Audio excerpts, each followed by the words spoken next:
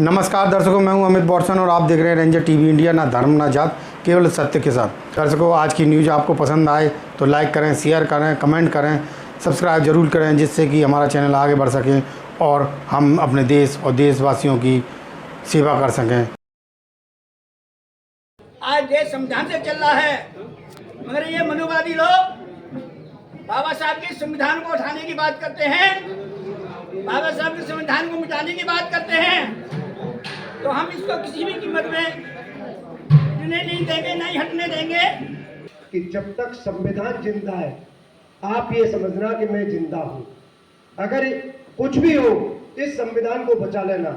ये सत्य को मिटाना चाहते हैं, असत्य को लागू करना चाहते हैं। यही संविधान की बात है कि हमारे असली संविधान है, मानवतावादी संविधान है, और जो हमारे जीने का एक अधिकार है, जीवन का एक अधिकार है, आधार है, इसको खत्म करने के लिए ये लोग तैयार हैं और तैयार कर रखी है। मनुस्मृति जिसको पढ़ा होगा, मैं तो रोज पढ़ता हूँ, मनुस्मृति में क्या है, वहाँ जानवर का जीवन है।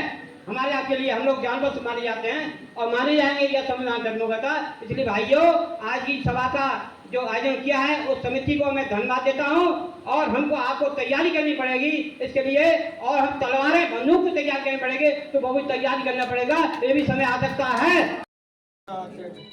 आज ये मनुवादी लोग बाबा साहब के कारवा को, बाबा साहब के संविधान को, बाबा साहब के द्वारा दिए गए अधिकारों को आपसे छीनना चाहते हैं। तो साथियों, आपको जो बाबा साहब ने वोट का अधिकार दिया, आज का जो दिन है, जो उसका जो है कि बाबा साहब का जो है, उन्होंने गांधी ने जो विरोध किया था, काहे का विरोध किया था? बाबा साहब ब्रिटिश सरकार से पृथक निर्वाचन की व्यवस्था लेकर के इस देश में आए। पृथक निर्वाचन क्या था? एक हमारा समाज का आदमी हमारे समाज को वोट देगा, वोट खुल करके जाएगा। दूसरा, समान सीट का भी हमें वोट देने का अधिकार होगा, उसमें हमारे आदमी को वोट देना होगा, समाज को वोट देना होगा। तो ये ना मैं हमारे लोगों को रहेगी, तो राष्ट्रपति के हाथ में रहेगा, मेरा हाथ में क्या रहेगा? गांधी ने इसका विरोध किया, विरोधी नहीं, उसने अनशन कर दिया और बाबा साहब को मजबूर होना पड़ा। बाबा साहब को धमकी देने लगे कि जिस कारनामों में अपने लोगों के लिए ये गाया हूँ, जिस कारण बाबा साहब ने बड़े दुखी मन से इसको गांधी से पैक्ट किया, पूरा पैक्ट हुआ था, मगर साक्षात बाबा साहब ने उसको धिक्कारा भी था। तो बाबा साहब को उन्होंने मजबूर किया, एक लाइन, अनशन कर मजबूर कर, अनशन कर मजबूर कर, अरे कीने बाबा तम और गांधी ने की नींद लगा, तो हम दलितों के संग आस छोड़ दो ऐसे लोगों की। कौन से लोगों की? जो गांधीवादी विचारधारा के लोग हैं। आस छोड़ दो उन लोगों की जिन्होंने दिए हैं दलित उजाड़ और मिलकर पूना टिका, सो करो सभी धिक्कार। ये आज का दिन पूरा पैक्ट का लगी है। दूसरा, बाबा साहब ने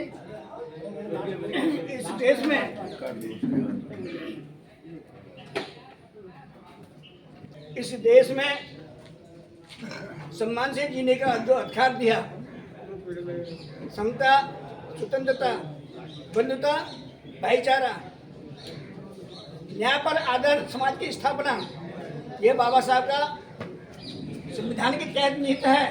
ये सारी व्यवस्था आज देश संविधान से चल रहा है, मगर ये मनुवादी लोग बाबा साहब के संविधान को उठाने की बात करते हैं, बाबा साहब के संविधान को मिटाने की बात करते हैं। तो हम इसको किसी भी कीमत में नहीं देंगे, नहीं हटने देंगे। जय भीम, नमो बुद्धा। सभी ने बहुत अच्छी अच्छी बातें कही हैं, सुझाव किया है संविधान को कैसे बचाना है।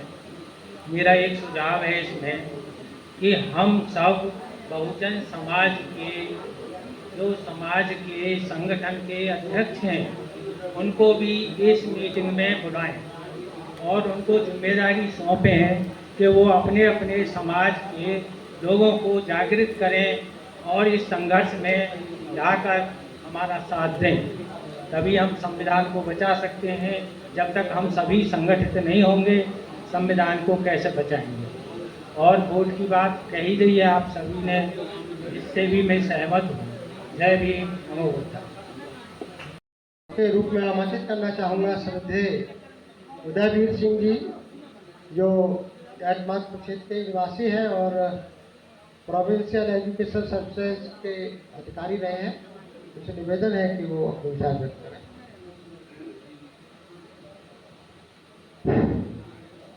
सर्वप्रथम मैं अपने महापुरुषों को नमन करते हुए,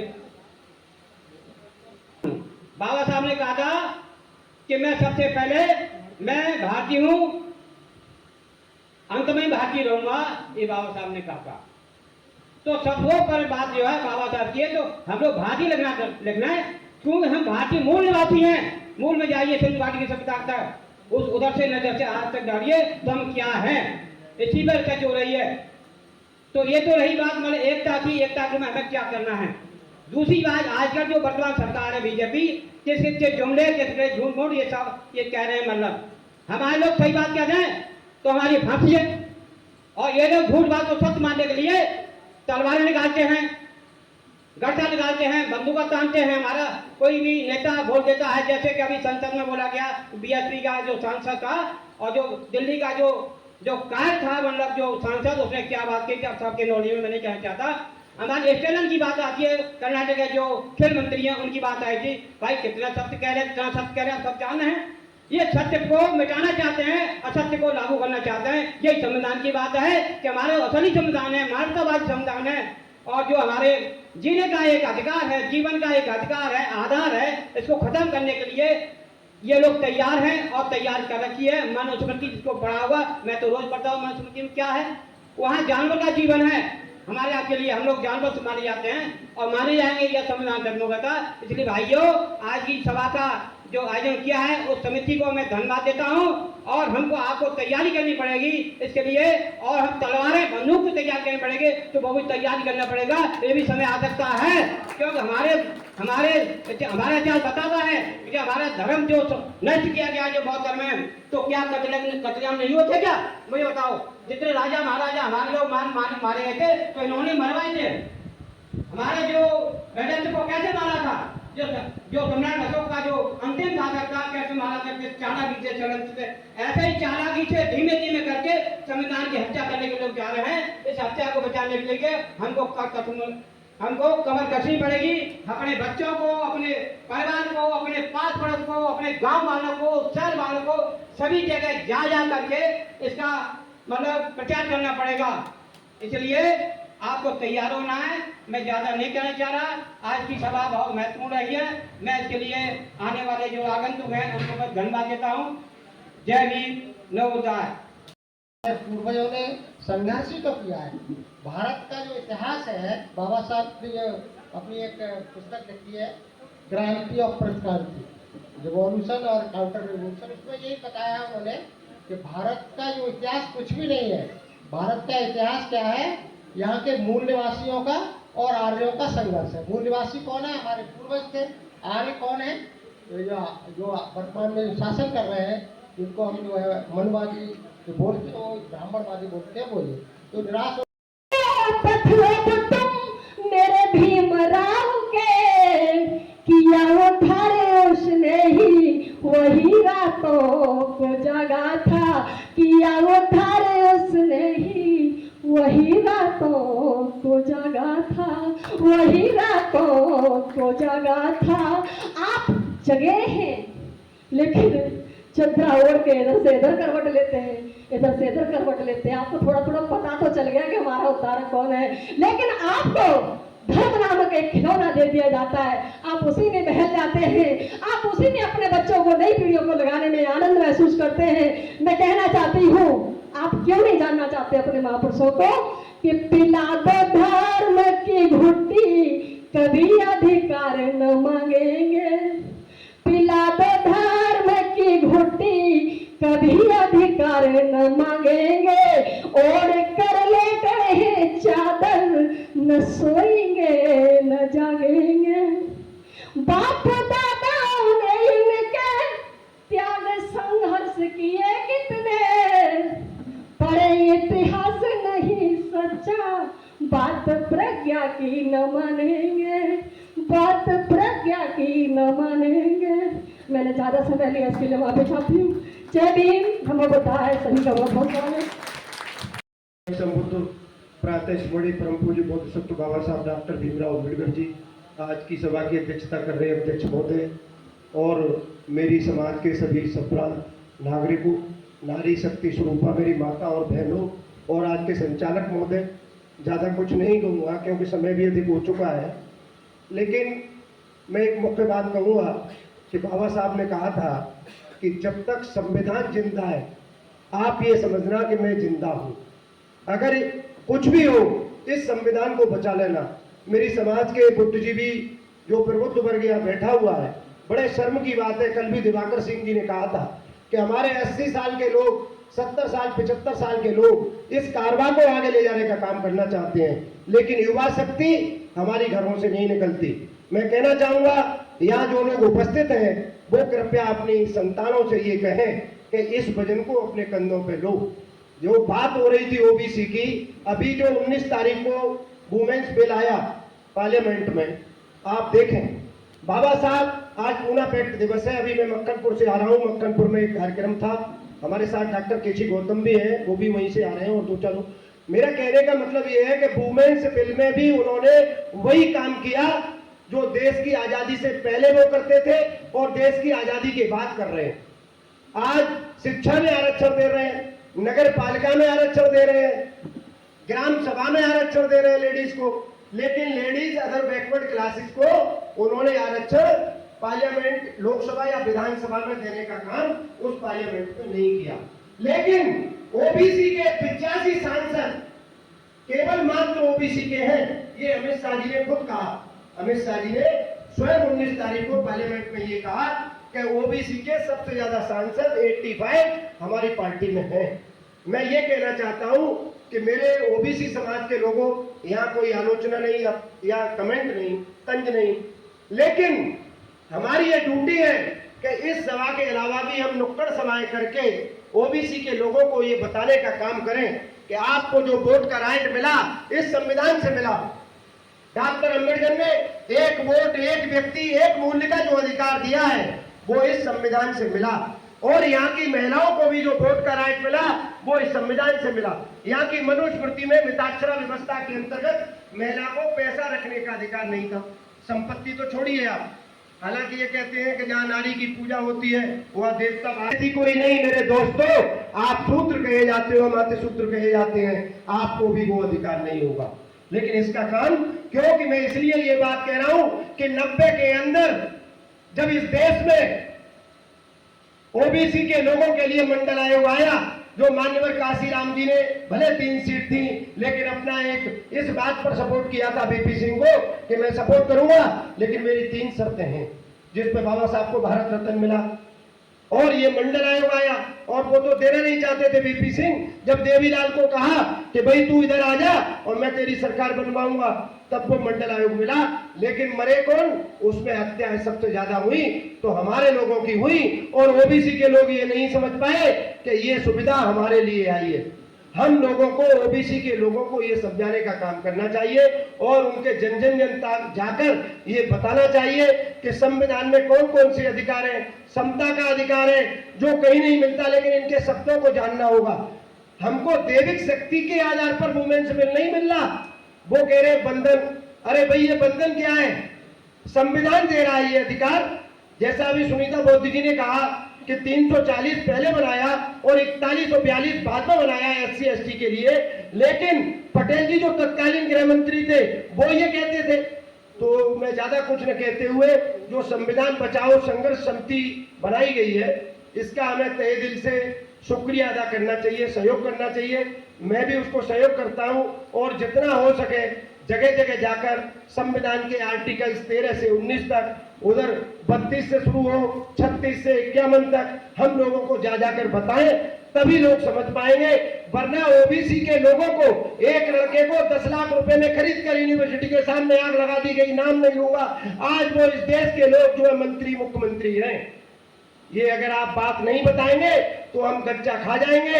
मेरे दोस्तों, ये संविधान नहीं बदल सकते, लेकिन संविधान में दिए गए सुविधा के आर्टिकल्स को हटा सकते हैं, क्योंकि हम बहुत विद्वान बैठे हुए हैं।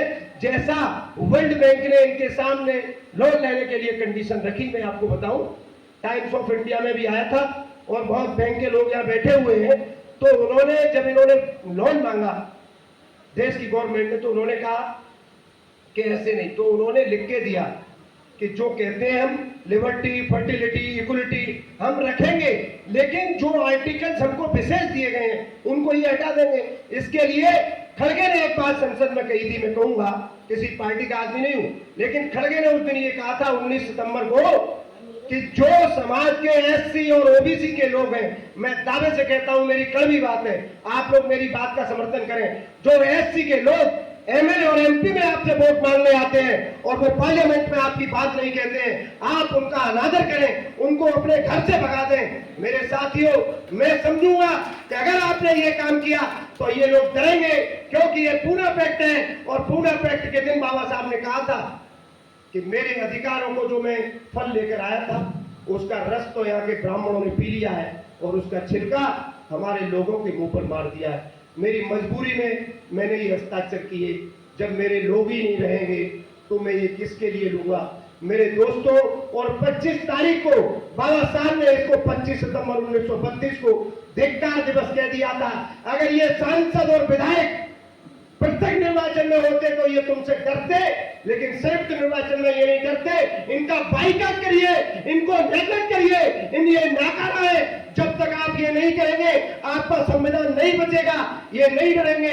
जय भीम, जय भारत, नमो बुद्धाय। संचालन के लिए बहुत बहुत साधुवाद। एक मिनट मीटिंग के अध्यक्ष महोदय, बाबा साहब प्रातः ध्वनि तथा भगवान गौतम बुद्ध के चरणों में नमन करते हुए मेरे सामने गुजरात से आए हुए सभी मेरी हम के तथा मूर्ति छोटी उम्र के मैं सभी को साधुवाद जय भीम नमोदय के साथ बधाई देता हूँ। साथ ही जो हमारे बीच में महिला बैठी हैं, मैं उन सभी को जय भीम नमोदय करता हूँ। साथियों, समय के अभाव में कर्मचारी संचालक महोदय ने मुझे इतना समय दिया, उसके लिए धन्यवाद। साथियों, संविधान संघर्ष समिति के माध्यम से आप लोग जो है इकट्ठे हुए हैं, यहाँ से वहाँ तक चले, भले ही जो है मुझे चेहरे से ऐसा महसूस हो रहा है कि जहाँ तक जो है आप सब एजुकेटेड हैं, थोड़ी सी बात कहने में बहुत अच्छी तरह समझ सकते हैं, ऐसा मेरा मानना। तो सबसे पहले मैं आप लोगों के बीच में अपनी बात रख रहा हूँ। देखिए, जब भारत आज़ाद होने की स्थिति में चिंगारियाँ उड़ रही थी, अंग्रेजों के प्रति देश गुलाम था, उस समय बाल गंगाधर तिलक ने कहा था स्वराज मेरा जन्मसिद्ध अधिकार है। बाल गंगाधर तिलक ने कहा स्वराज मेरा जन्मसिद्ध अधिकार है। उसके बाद जब Baba Saheb doctor B R Ambedkar foreign country से उच्च शिक्षा ग्रहण करके इंडिया में आए, उसमें शुरुआत फेडरेशन के माध्यम से जगह जगह अपने आंदोलन चल रहे थे। अब स्वतंत्रता आंदोलन, समता स्वतंत्रता अन्याय के प्रति, ऐसी स्थिति में जब बाल गंगाधर तिलक ने अपना स्लोगन दिया तो बाबा साहब ने नारा दिया। इस साथियों बड़ी समझने की जरूरत है, क्योंकि संघर्ष संधि बजाओ हमारे आपके बीच में आप कहते हैं, इसलिए मैं कह रहा हूँ। बाबा साहब ने नारा लगाया और नारा था बड़ा अभूत। बाबा साहब ने कहा अस्पृश्यता निवारण मेरा जन्मसिद्ध अधिकार है। बाबा साहब ने कहा अस्पृश्यता निवारण मेरा जन्मसिद्ध अधिकार है। बाबा साहब का सुप्रीम दस्तावेज भारतीय संविधान हमारे के बीच में है। आज़ादी के बाद में कुछ सालों के बाद एक प्रश्न पुटअप हुआ कि संविधान की हम समीक्षा करेंगे। कई दशकों तक चलता रहा संविधान की समीक्षा, संविधान की समीक्षा। हमारे आपके दिमाग को शुरू करने के लिए, एक विद्यार्थी पैदा करने के लिए उन्होंने ऐसा कहा। उसके बाद में आया कि संविधान की हम संशोधन करेंगे। आप लोगों को पता भाई 128 संविधान में संशोधन हो चुके हैं। ऐसा महसूस हो रहा है संविधान की गरिमा और पवित्रता के लिए खतरा पैदा हो रहा है।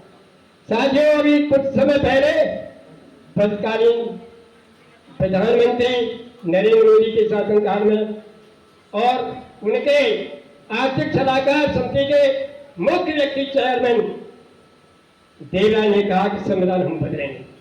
कितनी आसान बात है, उन्होंने कह दिया कि संविधान हम बदलेंगे। साथियों, बड़े गर्व की बात है, समझने की बात है कि एक देवराय ने कह दिया हम संविधान बदलेंगे। ये इस प्रकार की जो बात देश के अंदर हो रही है, इससे आप क्या महसूस करते हैं? इसका मतलब है, साफ बात है कि इस समय देश की हमारे वर्तमान सरकार जो सरकार है, हमारे दिल और दिमाग को ठेस पहुंचा करके भारतीय संविधान बदलने की चेष्टा कर रही है। हमें विश्वास नहीं है, लेकिन साथियों में शॉर्ट में बताऊंगा आप लोगों को, जैसा कि संविधान संघर्ष समिति के लिए आप तैयार हुए हैं, मुझे पूर्ण विश्वास है आपको भारतीय संविधान में नहीं बल्कि बाबा साहब में अटूट विश्वास है, बाबा साहब की सत्यता में अटूट विश्वास है। इसलिए संघर्ष समिति आप लोगों के बीच में आई है और मैं अपनी इस उम्र में गारंटी के साथ कहता हूं, मानव की इच्छा शक्ति, उसकी बहादुरी, उसका बलिदान अगर तैयार हो जाए तो कुछ से कुछ भी बदला जा सकता है, इसमें कोई बुराई नहीं, ये निश्चित बात है। तो साथियों, इसी के साथ में हम लोग संघर्ष समिति चला रहे हैं। इस संघर्ष समिति के माध्यम से हम जितने ज्यादा से ज्यादा भाई के चारे के तहत जितने इकट्ठे होते जाएंगे, उतना ही हमारा शक्ति जो बढ़ती जाएगी। मैंने अनुभव किया है, आप लोग समझ रहे होंगे, जब जब देश में इस प्रकार की क्रांतियां होंगी, जन समूह उड़ा है, निश्चित वहां हमें साकार हुआ है, साक्षात्कार हुआ है और विजय हुई है। मैं उदाहरण के लिए बता रहा हूं, जब भारत आजाद नहीं था, जन समूह उड़ा, और जैसे ही जन समूह उड़ा और इस जन शक्ति ने अंग्रेजों को भगा दिया। उसके बाद का फैसला ये किए, नेपाल का कल्पत्र इतिहास की बात नहीं है, आपके आंखों की बात है, जब जन समूह उड़ा राजा को घर में घूम दिया।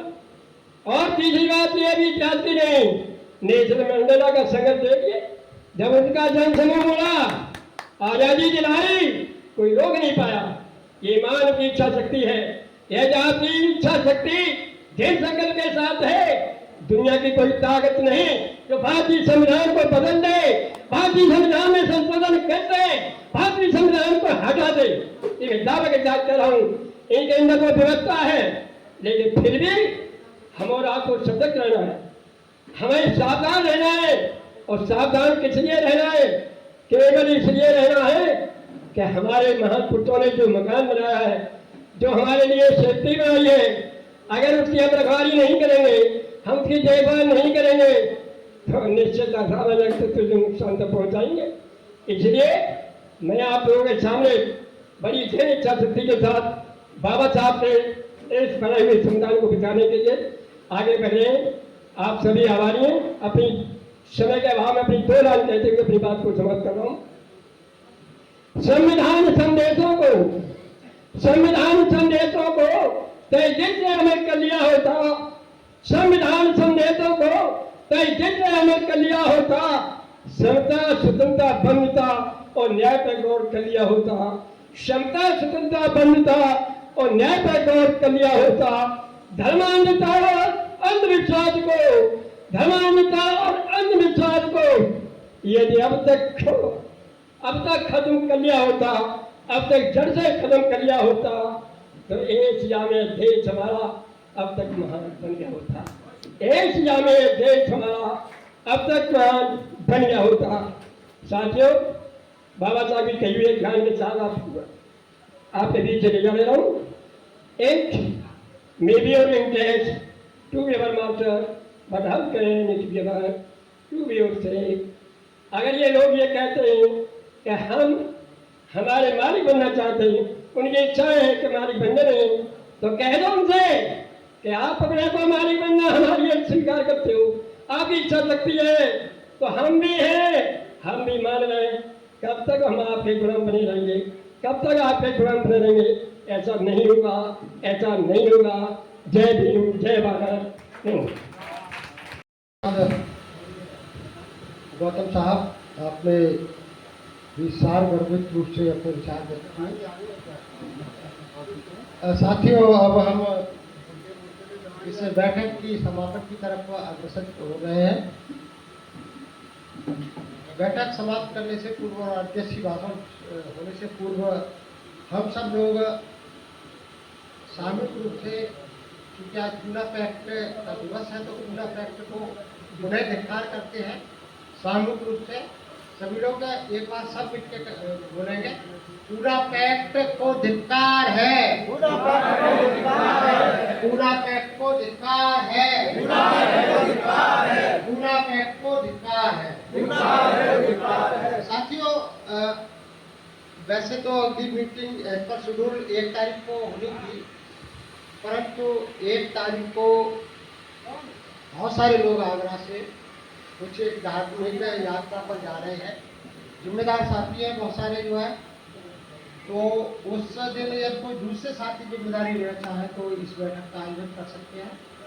हम लोग, हमारी 15-20 लोग, हम लोग 26 लोग जा रहे हैं। तो कोई दूसरे साथी कहीं किसी क्षेत्र में बैठक करना चाह रहे हो तो अपनी जिम्मेदारी ले लें और आयोजित कर लें। एक इसका बनाने के लिए बहुत बड़ा योगदान हमारे विमल जी को है। मैं तो एक बुढ़ा आदमी हूँ, इसके साथ बारात में बुढ़े की जरूरत होती है, उस तरीके से मैं चलता हूँ। तो मेरी कोई औकात है, इससे ज़्यादा मेरी कोई औकात नहीं है। मैं ये बताना चाहता हूँ कि इस हमारे देश में 5 स्तंभ हैं। एक सांसद है, पार्लियामेंट कहलाती है, एक एग्जीक्यूटिव जो प्रशासनिक है, तीसरी है जुडिशियरी जो न्याय का कार्य करती है, और चौथी है वो इसका काम करती है जो सूचना का काम करती है, कम्युनिकेशन का काम करती है, सोशल मीडिया है।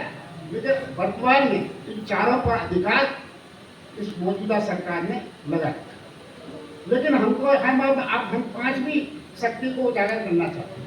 5वीं शक्ति हमारी होगी, वो संविधान बनाने के लिए होगी, और इसका नाम या जो भी नामकरण होगा अब सबकी सहमति से इसका रखा जाएगा। लेकिन नाम हमारा ओरिजिनल संघर्ष समिति होगी, उसको बचाने की होगी। लेकिन हम इसको सोसाइटी के रूप में या बुद्धियों के संगठन के रूप में या सिविल सोसाइटी के रूप में किस प्रकार ले जाएं, ये आपके सलाह से कार्य होगा। क्योंकि हमारा जब तक इसके लिए हम योगदान नहीं देंगे, जो आदमी हमारा वोट के लिए खड़ा होगा, हम उसको रोकेंगे कि हमारी पार्टी से तुझे वोट नहीं मिलेगा। हम उसको वोट देंगे जो संविधान को बचाएगा, और जो बीजेपी को हराएगा वो उसको वोट देंगे। यही हमारा संकल्प होगा। सबसे पहले एतमादपुर से एमएलए बनाया था, तो मैं चाहता हूं कि हमारा जो यहाँ का संविधान समिति का आकलन है, संवैधानिक की जो संधि यहाँ से उत्पन्न हो रही है, उसका सहयोग करें। हम आपके लिए तैयार हैं और अपना जीवन देने के लिए तैयार हैं। भाइयों, जय हिंद, जय की तरफ से आप सभी बाहर से आए हुए, जिला आगरा, जिला फिरोजाबाद और दूर दराज क्षेत्रों से आए हुए सभी उपासक और उपासिकाओं का नगर एतमादपुर की तरफ से अभिवादन और बहुत बहुत साधुवाद करता हूं कि आपने अपना बहुमूल्य समय निकाल करके एतमादपुर में इतना समय दिया और इतनी अच्छी चर्चा हुई। आज का वास्तविक जो वातावरण है ये विचारणीय है। हमें सोचना चाहिए कि संविधान में इतना सब कुछ बदलाव हो रहा है, हमारी जिंदगी में बदलाव आएंगे उससे, उस पर हमें एकजुट होकर के, पार्टी राजनीति एक अलग चीज है, हमें सबसे पहले एकजुट होना है। अगर हम एकजुट होकर के किसी आवाज को उठाएंगे तो आवाज बहुत दूर तक जाएगी। एक सिंगल आदमी, एक सिंगल संगठन कोई कितना भी तेज क्यों ना चीख ले, उसकी आवाज ज्यादा दूर तक नहीं जा सकती। तो सबसे पहले हमें जितने भी हमारे समाज के जो संगठन हैं उनको एकजुट होना होगा। और क्योंकि अब तक जो भी चर्चा हुई, किसी ने एक ऐसा कोई वक्ता और हमारे संचालक महोदय से थोड़ा सा चूक हुई, एक निष्कर्ष ये नहीं निकला कि जहाँ बैठे विभिन्न समुदायों से लोग हैं, विभिन्न संगठनों के पदाधिकारी हैं, उनके लिए कोई दिशा निर्देश नहीं कि आप अपने संगठन द्वारा अपने लेटर हेड पर माननीय राष्ट्रपति महोदय या अन्य कहीं पर एक लेटरबाजी शुरू हो, जिससे कि वहाँ प्रचार हो कि हाँ समाज जागृत हो रहा है, देश में इसका विरोध चल रहा है, जो संगठन जो संविधान बदलने की जो प्रक्रिया है उसका विरोध चालू हो गया है। तो मैं संचालक महोदय और अध्यक्ष महोदय इन सबसे थोड़ा विनती, या जितने भी हमारे जो सभी पदाधिकारी बनेंगे या इसी में से सब पदाधिकारी होंगे संघर्ष समिति के, ये इस पर विचार करें। और जितने भी संगठन हैं, मेरे विचार से मैं पूरे नगर एतमादपुर से आप सबसे हाथ जोड़ के कहूँगा कि आप अपने अपने संगठन के लेटर हेडों पर राष्ट्रपति महोदय को ज्ञापन भेजना शुरू करें, जिससे कि वहाँ जागृति हो कि हाँ समाज में जागृति है, देश में विरोधाभास चालू हो गया है। इस पर हमें सोचना चाहिए। हम यहाँ कितना भी चीखने चिल्ला लें, ये आवाज़ दिल्ली तक नहीं जा रही, पूरे देश में आवाज़ सुनाई नहीं दे रही है। मीडिया हमारी नहीं है, सोशल मीडिया पे हम कितना भी चिल्ला लें, लेकिन मीडिया 1% भी आपका कोई सपोर्ट नहीं करेगी। सपोर्ट हमारा। तो आज की न्यूज़ आपको पसंद आए तो लाइक करें, शेयर करें, कमेंट करें, सब्सक्राइब जरूर करें, जिससे कि हमारा चैनल आगे बढ़ सके और हम अपने देश और देशवासियों की सेवा कर सकें। इसी के साथ फिर मुलाकात होगी, तब तक के लिए आपसे विदा लेते हैं। नमस्कार।